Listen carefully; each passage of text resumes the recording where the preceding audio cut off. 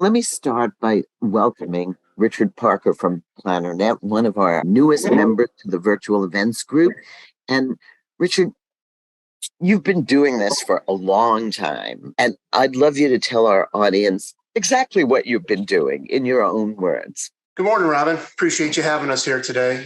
By us, I mean both myself and Sasha Smith, our COO, who will enlighten us on a lot more information than I probably know, the detail of the company, how it operates. So I'm looking forward to her also participating. To answer your question, yes, Plannernet's been around for a long time.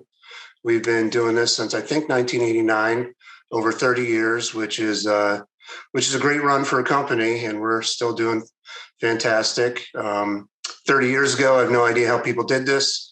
I wouldn't have wanted to been around doing it. Phone calls, who knows, faxes, pay phones, however you got in touch with people.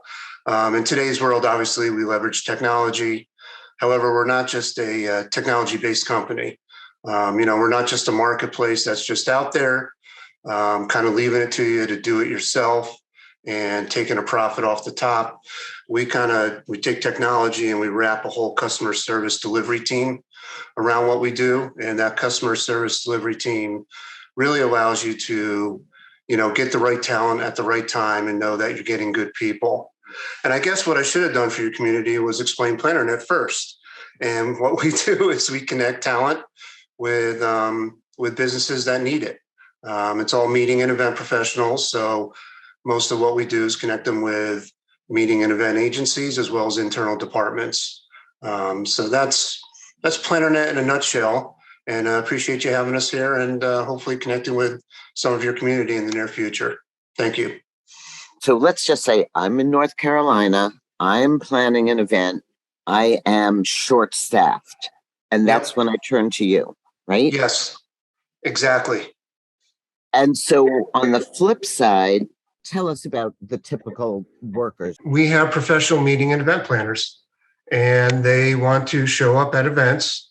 They want to work events ahead of time. So we have 3,500 of them roughly. I mean, the number's always swaying, depends who's doing what. It's very much a niche, but needed by the whole community, And so you've got on one side, you've got your event planners, and on the other side, you've got people who need help with their events. And you vet all these freelancers based on their skills, right? And you also, if I'm not mistaken, take care of a lot of the laborious stuff that many freelancers despise. Yes. So, hi, Robin. Similar to your company, it's really B2B. Our network, they're all small businesses, every single one of them. And we are really matching them and aligning them to large organizations and bringing them work that would be difficult for them to get on their own otherwise. And so we do have a network of 3,500 people. It's growing really rapidly. There's a big influx of people who want to work more independently. That's a byproduct, I think. I think it was always moving that direction, but the byproduct of the pandemic. But we have a growing network of suppliers who are really actively looking to pick who they work with and pick the variety of work that they are supporting. And we kind of sit in the middle of that. And we work with the full array of customers that are planning meetings, and we sort of meet them where they are with whatever they need as far as meeting an event. I think during the pandemic, they kind of woke up, got a little tired, couldn't travel, and now are just happy to work where they are, and you help facilitate that. Is that? Agree. And if you can really imagine, Rich and I talk about this all the time, obviously our industry was so decimated during that time. And so people really got creative, which is the great part of where we are now. People have started their own businesses. They may still be working full time, but they're also running businesses on the side and staying networked in the industry and upskilling and learning new skills so that they can stay ahead of what's coming next. And we kind of get to play in the middle of that and help align people and organizations. And then by playing in the middle, you take care of a lot of their headaches. So you've got customer success people, I'm sure, who work very closely. In a pre-call, you talked about, the environment and how nice it is to have local people on the ground near your event rather than spread out and flying in from all over the place, and the impact of that on the environment. Are you seeing that you can staff locally, if you will? Well, we always have. We've always gone after the local proposition. The industry has not gotten there consistently. We are working hard towards that. Sustainability is definitely becoming a bigger and bigger issue. So I feel like our local network is a huge part of the value. We do our own calculator for clients to let them know their impact when they're flying people in, not using local. So it's definitely an interesting concept. I don't think people consider labor necessarily part of how you can have a sustainable action. I think we look at, where's our food coming from at events? How are we recycling at events? What are our hotels doing for us? But I think labor is the added component that people could get creative with. That is, instead of sending, 45 of my entire team, I could send half my team and get half locally. And they know the venues, and I've reduced travel costs, and I've chosen a more sustainable solution. So you don't have to go all in, but you could take these little incremental baby steps with labor even to help make your event more sustainable. So you were really sort of had a long vision about this. I mean, the world has changed. There are more freelancers than ever before. There are more and happy freelancers, to have their own hours, to raise their families and still have super meaningful work careers. And I think, talk about, I'm planning an event. What's the question you get asked most often? It's like, help, I don't know where to start, or help, I'm looking for specific functions filled.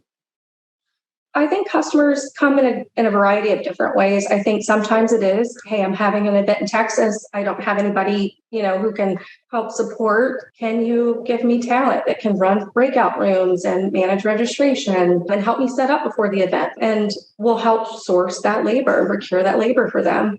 Sometimes, though, it's a customer coming to us saying, hey, we're going to run a product launch next year across the US, and we want to build a talent pool that travels with the programs because we want the same talent at every meeting. Can you help us? Can you recruit and find those businesses to support us? And, I use this phrase, Rich and I use it all the time, but again, we're meeting people where they are with whatever they need. And the great thing about 3,500 small businesses is they can adapt and mold to fit whatever model is needed for each organization. Everybody needs something a little different.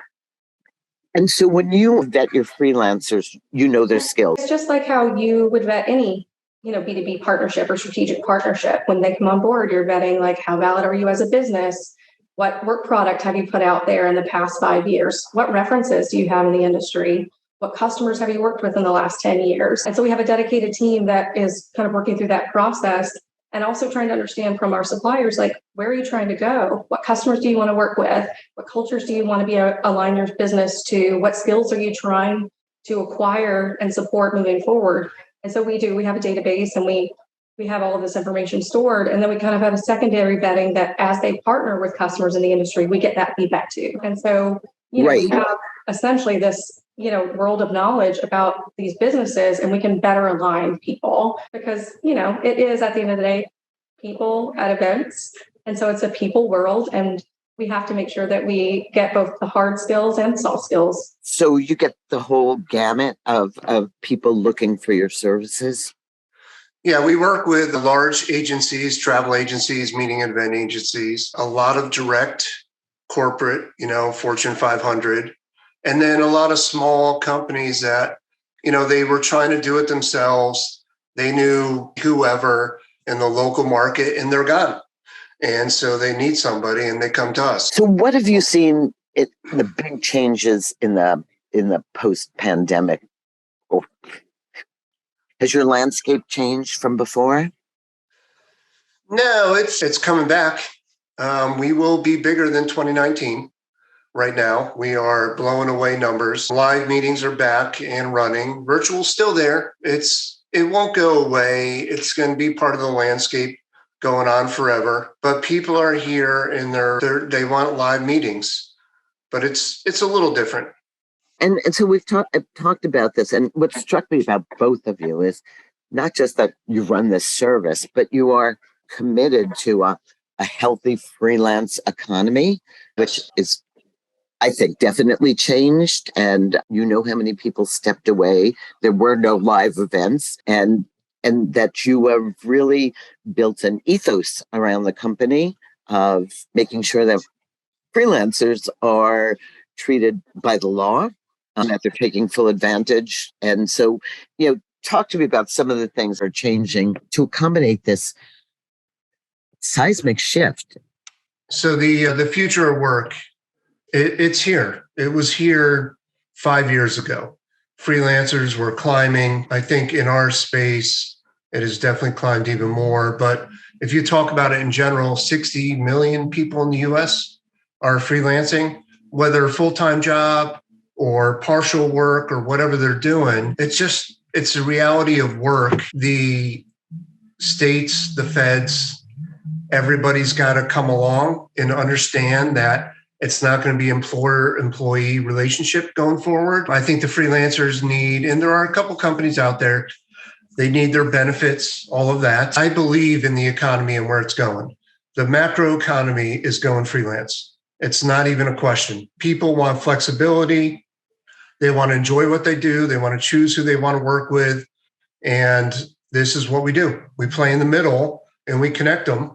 It sort of ties to what you said before, Robin. The pandemic, we saw what it did to the labor market, right? People either went into early retirement, or they lost their jobs for a period of time, or they had to leave their jobs to be caretakers. Whatever the reason, it, I think, expedited the need for freelance, whether that be I need agency over my schedule and what I do and what I want to do in the next, phase of my career, or hey, I'm an organization and I still have to produce events and I don't have my team anymore. And so I have to have some talent into my company. And so I think what we've seen is a little bit of this renaissance going on where customers are embracing freelance in a different way.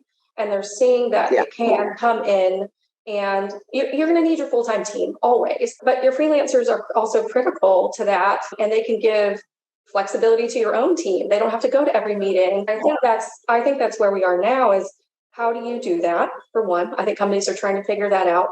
How do you do it compliantly, which I think is where you're kind of going. It's a big burden. They're planning big events. Do they really want to also have to manage, how do I find my, talent, my freelance talent? How do I make sure I'm engaging them legally? What paperwork do I have on them to prove that I'm engaging them legally? How am I paying them well? And so that's where we've kind of come into companies and said, don't worry about that piece. Outsource that to us. We'll take, with our technology, we'll give you a really easy way to engage the talent. You tell us what you need, where you need people, what you're trying to accomplish with your freelance talent. And then we'll cultivate a freelance talent pool for you. And then on the other flip side, we're working with businesses to say, that's the company you want to work with? Great. They're looking for these skill sets. Do you have them? If not, go get them. How do we align you? And so I think we're sitting in that middle. And then, as Rich was kind of intimating, is we've been looking at compliance for the past 7, 8, 9, 10 years. It's not new. It's heating up more than ever. We really look at it black and white as employees and employers, but there is 60 million people who want to work in this capacity. And so we have to make sure we engage them appropriately. And you are right. Staffing organizations have been around for a long time, but yours is totally specialty. So just so our audience knows, are you mostly in the sweet spot where you want somebody to take over and plan the event, or can I call you and say, I need a musician, a balloon blower, a ticket taker? Like where in that spectrum is Plannernet's sweet spot? I mean, we say we're in meeting and events. And so it's not just any element of labor at meeting and events. It really is in the pre-planning of events, virtual event registration, management, virtual producers, audiovisual technicians. So really more in the people who execute events, not in the ancillary talent that may come to an event. You feel that events and meetings in particular are a great thing to think about outsourcing for any company. So you're sort of perfectly positioned at this moment. Yeah, it's good and sad to say that based on what happened the last 3 years. But, fortunately, our model works with an upswing in the economy and a downswing in the economy. It's just where we play. I don't want to capitalize on the fact that a lot of people lost a lot of jobs, but yeah, it's where we play, and we bring opportunity to small businesses. I mean, that's our mission statement, and I love it. That's what we do.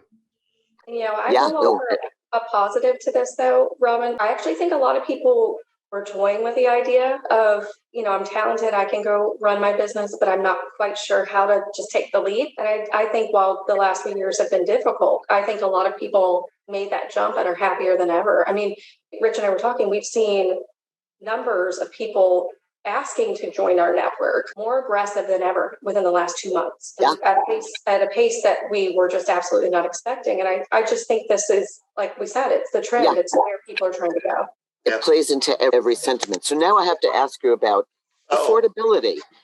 Am I adding to the ticket price of an event by you as, if you will, the middleman? And talk to me about how much an event costs.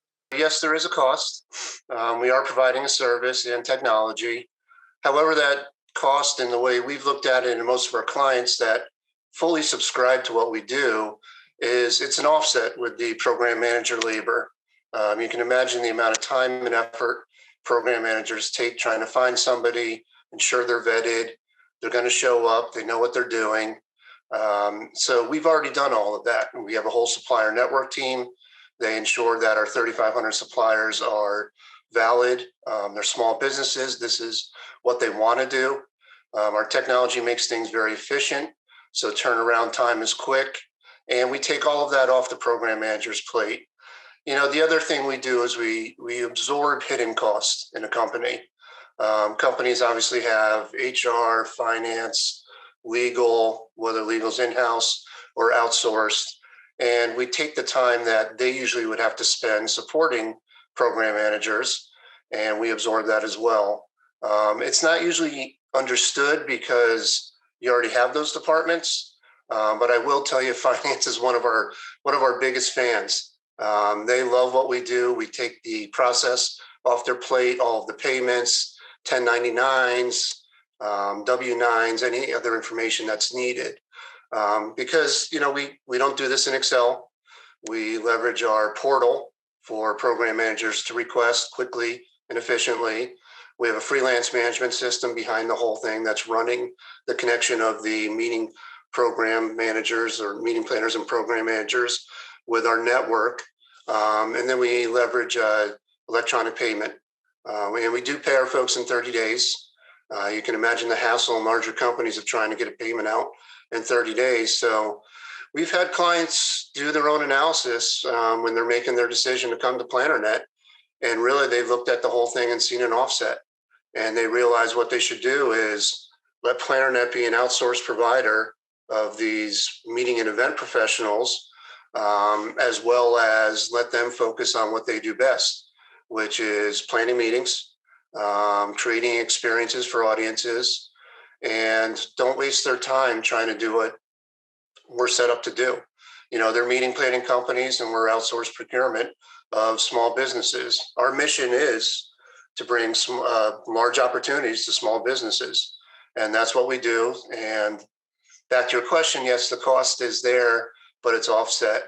And I guess the final thing I'd really want to bring up is the really hidden cost of non-compliance. Nobody thinks about it until they get a letter from the DOL or the IRS or one of the states or a locality. And once you get one of those letters about whether the independent contractor is an employee or an independent contractor, which I will tell you from our experience, meeting planners cannot be independent contractors for a meeting and event company. They're doing the same thing as your employees. So when that letter comes, everybody gets nervous. There's a lot of cost behind it. You've got to respond. You've got to pull data. You go into questionnaires and questions and meetings, and hopefully you're not deposed or in front of an administrative judge. And then the ultimately is penalties and fines are just up in the millions. So, I look at it as the cost of Plannernet offsets the business cost. And really, once you understand that and can see it, you see the true value. And then we also take away this whole hidden thing that can just blow up on your company out of nowhere. So that's, we're running a business. It's for profit. And I think, that we bring a lot of value to companies. There's two parts that we do a little bit logistically. Is a lot of customers come to us and say, hey, I know that I want a travel director for, the next 5 days, and I pay my TDs $500 a day plus whatever in expense reimbursement.